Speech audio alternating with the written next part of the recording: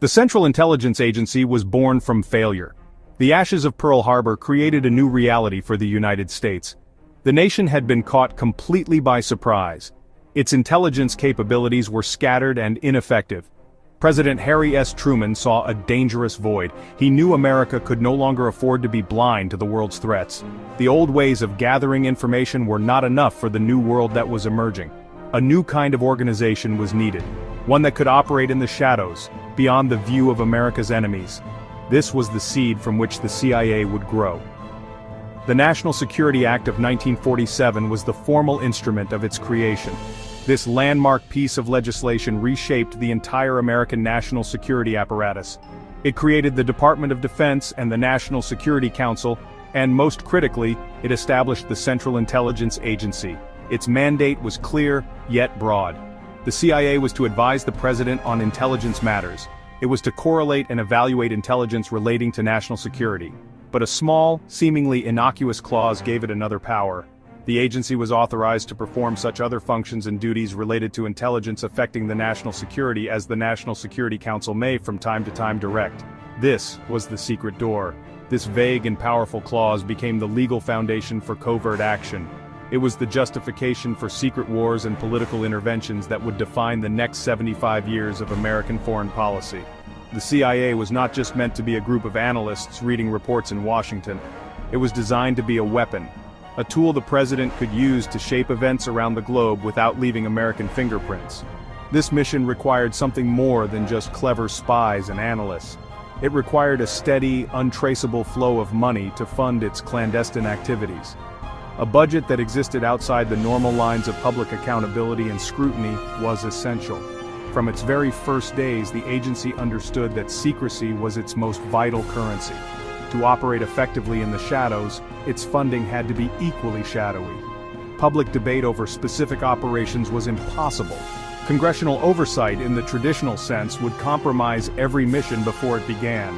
Therefore, the concept of a hidden or black budget was not an afterthought. It was a foundational requirement. The ability to spend money without public knowledge was woven into the very fabric of the CIA's existence. The creation of the CIA's black budget is a masterclass in bureaucratic camouflage. The money does not appear out of thin air. It is formally appropriated by the United States Congress, following all constitutional requirements. The trick is how it is hidden. The funding for the CIA and other intelligence agencies is tucked away inside the massive annual budget of the Department of Defense. This is not a recent development. It has been the standard procedure since the agency's inception. The Pentagon's budget is a labyrinth of programs and accounts, totaling hundreds of billions of dollars, making it the perfect place to hide a few billion more for secret intelligence activities. The process begins within the executive branch. The CIA and other agencies in the intelligence community develop their budget proposals in secret. These proposals detail the funding they need for everything from paying spies, building satellites, running covert operations. This classified request, known as the National Intelligence Program, is then reviewed by the Office of the Director of National Intelligence and the White House. Once approved by the President, it is inserted into the Department of Defense budget request that is sent to Capitol Hill. It is not listed as CIA funding. Instead, it is disguised within vague, oversized line items like procurement, research, and development. Only a very small number of members of Congress are actually privy to the details. The full House and Senate never see the classified budget. Instead, the real oversight happens behind the closed doors of the House Intelligence Committee, Senate Intelligence Committee, Defense Appropriations Subcommittees. In these secure rooms, the Director of National Intelligence and the CIA Director testify and defend their secret spending plans. These committee members are sworn to secrecy. They can question the spending and even attempt to cut or shift funds, but they cannot discuss what they have learned with their colleagues or the public. This creates an exclusive circle of knowledge within Congress. Once the Intelligence Committees approve the secret budget, it becomes part of the larger Defense Appropriations Bill. This massive piece of legislation is then voted on by the full Congress. Most members who cast their vote have no precise idea how much money they are allocating to the CIA or for what specific purposes. They are, in effect, voting for a budget within a budget, trusting that the small committees have done their due diligence. In the early days of the Cold War, the CIA's black budget was the lifeblood of America's shadow struggle against the Soviet Union. The world was a canvas, and secret money was the paint. One of the first major uses of these hidden funds was to influence the 1948 Italian general election. The United States feared a communist victory that would bring a key Western European nation into the Soviet sphere of influence. The CIA was given millions of dollars, a fortune at the time, to prevent this. The money was secretly funneled to center-right Christian Democrat politicians. It was used to publish forged articles smearing communist leaders. It funded a massive public relations campaign to sway Italian voters. This operation established a template for future interventions. The CIA's black budget became a political slush fund on a global scale. Throughout the 1950s and 1960s, the agency used its secret money to prop up friendly leaders and undermine those it deemed hostile to American interests. Funds were used to support labor unions. Funds were used to support student groups. Funds were used to support cultural organizations.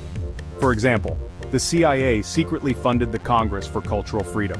The organization sponsored intellectual magazines. It also sponsored art exhibitions to promote Western democratic ideals and counter Soviet propaganda among intellectuals and artists. Many of the participants had no idea where the money was truly coming from.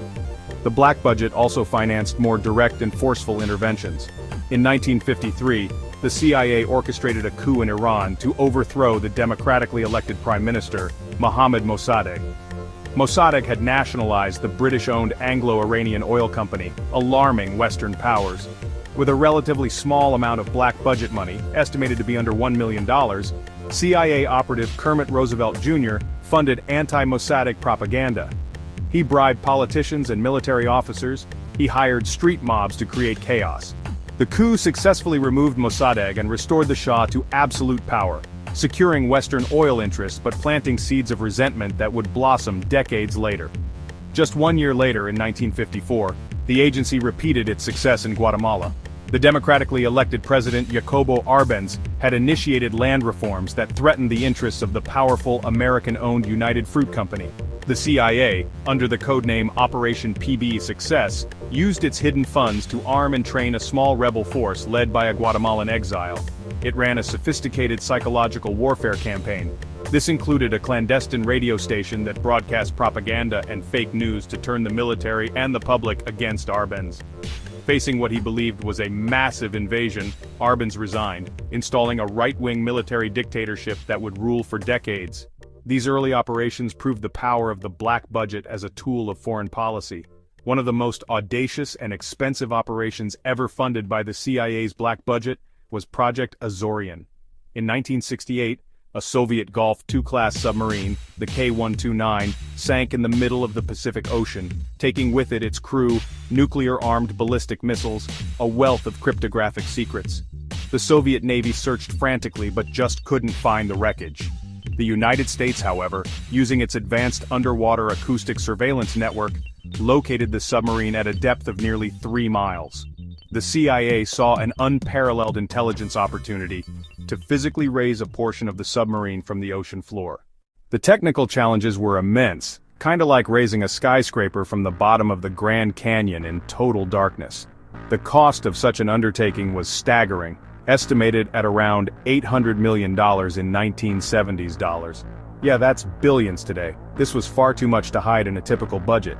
So, to finance it, the CIA turned to an unlikely partner, the eccentric billionaire Howard Hughes. The agency concocted an elaborate cover story. Hughes would announce that his company was building a massive ship, the Glomar Explorer, for the purpose of deep-sea mining of manganese nodules on the ocean floor. This public-facing commercial enterprise provided the perfect justification for constructing a vessel with a giant internal claw, a massive derrick, and a moon pool large enough to secretly lift and conceal a section of a Soviet submarine. The project was a marvel of engineering and deception. The Glomar Explorer was built in plain sight, with the entire operation hidden behind the corporate veil of Hughes's empire. The ship was equipped with a heavy lift system and a massive grappling claw, officially called the capture vehicle, designed to grab the targeted section of the submarine. For 6 years, the CIA and its contractors worked in absolute secrecy to design, build, and deploy this incredible piece of technology. The mission was a high-stakes gamble. If the Soviets discovered the true purpose of the Glomar Explorer, it could have triggered a major international crisis. the black budget provided the financial insulation needed to take such a monumental risk. In the summer of 1974, the Glomar Explorer arrived at the recovery site. The operation to lift the submarine began. Partway through the lift, though, the giant claw suffered a mechanical failure, and a large portion of the submarine section broke off and fell back to the ocean floor. The crew was able to recover a smaller forward section which contained the bodies of several Soviet sailors and 2 nuclear torpedoes, but not the coveted codebooks or missile systems. Before the CIA could attempt a second recovery mission, the story was leaked to the press in 1975. The agency famously responded to journalists' inquiries with the phrase, "We can neither confirm nor deny." Project Azorian was a partial success, but honestly, a total masterpiece of black budget financing and clandestine cover. The largest and longest covert action in the CIA's history was Operation Cyclone. It was the program to arm and finance the Afghan Mujahideen. It began in 1979 with a modest budget. It grew into a multi-billion-dollar enterprise funded by the CIA's black budget. President Jimmy Carter authorized the initial funding. Under Ronald Reagan, the program's aims became far more ambitious: to bleed the Soviet Union dry, to give it its own Vietnam. The black budget was the financial weapon that made this possible. Funding grew exponentially through the 1980s, starting with just tens of millions, swelling to over $600 million per year by the mid-1980s. The CIA did not act alone. Saudi Arabia matched American funding dollar for dollar. That effectively doubled the resources.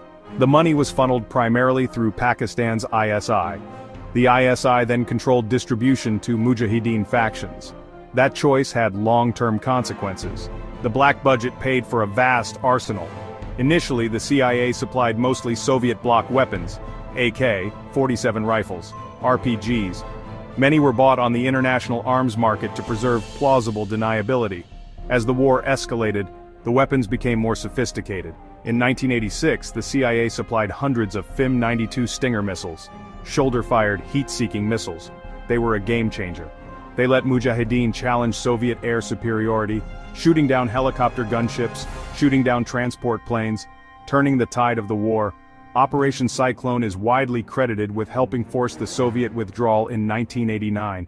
But the legacy is complex. The CIA, via the ISI, favored hardline Islamist factions. Among the foreign fighters was a wealthy Saudi named Osama bin Laden.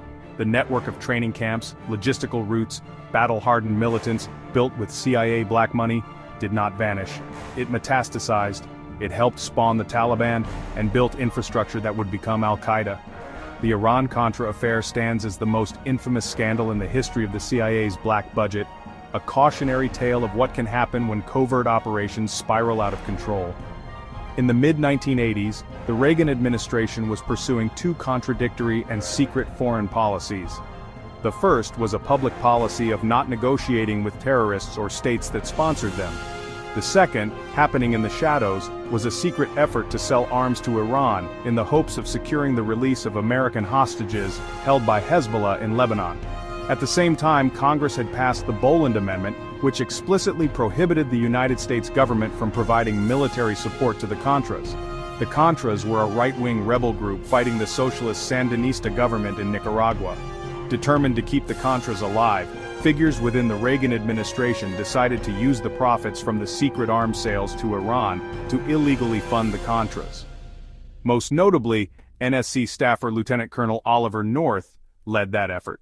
This created an off-the-books black budget, a slush fund secret from the public and hidden from most of Congress, including the intelligence committees that were supposed to oversee covert action. The scheme was a labyrinth of shell corporations, foreign bank accounts, and shadowy arms dealers. The CIA helped facilitate the arms shipments to Iran.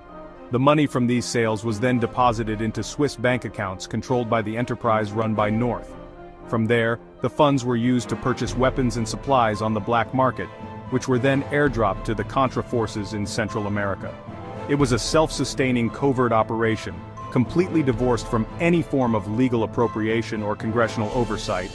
It was the black budget gone rogue, operating in a fiscal and legal black hole.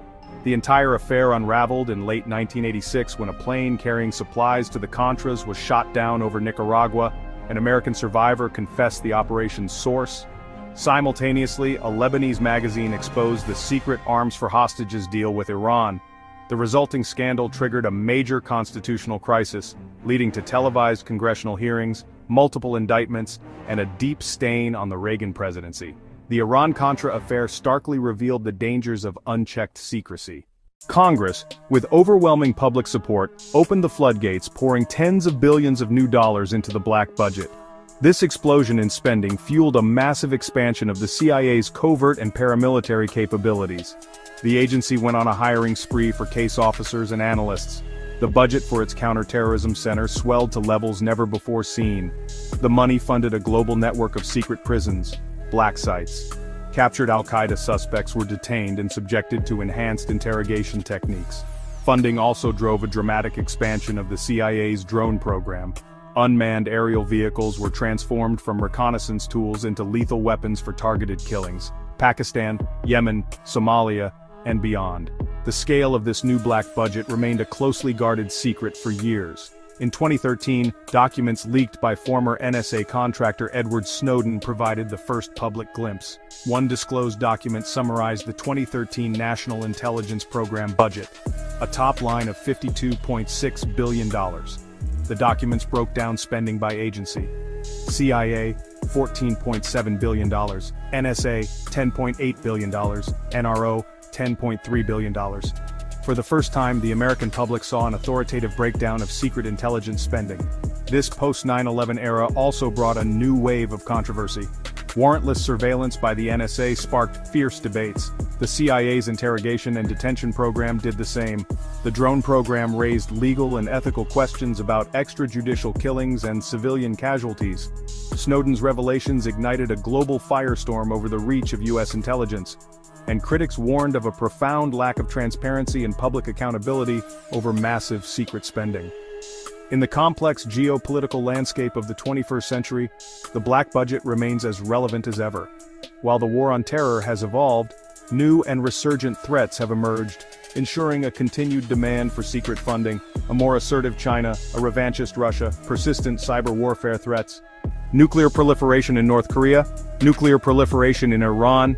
These long-term strategic competitions are fought not only with diplomats and soldiers but also with spies, satellites, and cyber weapons, all of which are financed through the black budget. The focus of secret spending has shifted. Counterterrorism remains a priority, but a significant portion now funds next-generation technologies to counter near-peer adversaries.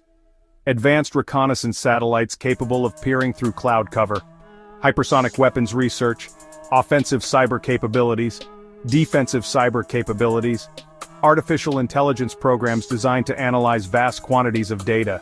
The black budget is the engine of innovation for the intelligence community, allowing the United States to pursue cutting-edge technologies for strategic advantage. Oversight of the black budget has tightened since the excesses of the early post-9/11 years and the scandals of the Cold War. The intelligence committees in Congress are more assertive. The Office of the Director of National Intelligence, created in 2004, provides a layer of management. Since the Snowden leaks, the government has declassified the top-line budget figure for the National Intelligence Program each year. However, the details of that spending, the specific programs, their cost, and their objectives, remain shrouded in deep secrecy, accessible only to a handful of officials and legislators. Ultimately, the black budget embodies a core, unresolved dilemma for American democracy. It is a tool deemed essential for protecting the nation in a dangerous world, allowing for the secrecy and agility required for effective intelligence work. Yet, its very existence creates a sphere of government that operates beyond the reach of public knowledge and debate, challenging the fundamental principles of accountability. As long as the United States faces foreign threats that must be countered in the shadows, the hidden billions of the black budget will continue to flow. The debate over its necessity, its morality, and its control will endure.